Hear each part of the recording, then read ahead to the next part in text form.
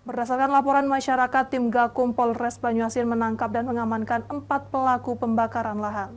Kini pelaku diamankan di Mapolres Banyuasin. Berbagai barang bukti yang berhasil diamankan milik para pelaku ketika melakukan pembakaran untuk perluasan penanaman kelapa sawit. Sebagai upaya penegak hukum, Polres Banyuasin saat ini terus siap siaga dalam menanggulangi kebakaran hutan dan lahan. Bahkan bagi masyarakat yang dengan sengaja melakukan pembakaran lahan, Polres Banyuasin akan menindak tegas sesuai dengan hukum yang berlaku.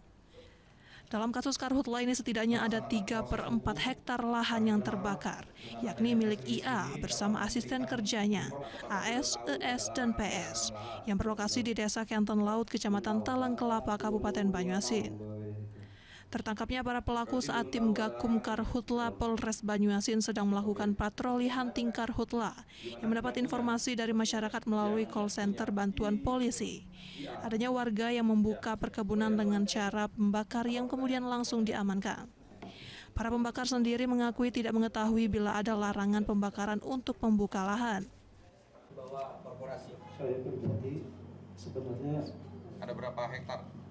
total lahan itu yang sudah tertanam tahun 13 tahun yang lalu 20 hektar. Ya. 5 itu sebenarnya sudah kita stacking semuanya sudah stacking, sudah selesai.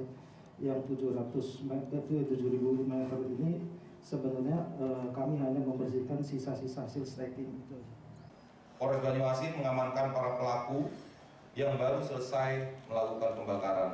Pasal yang dipersangkakan kepada tersangka yaitu pasal 108 junto pasal 56 ayat 1 Undang-Undang Republik Indonesia nomor 39 tahun 2014 tentang perkebunan.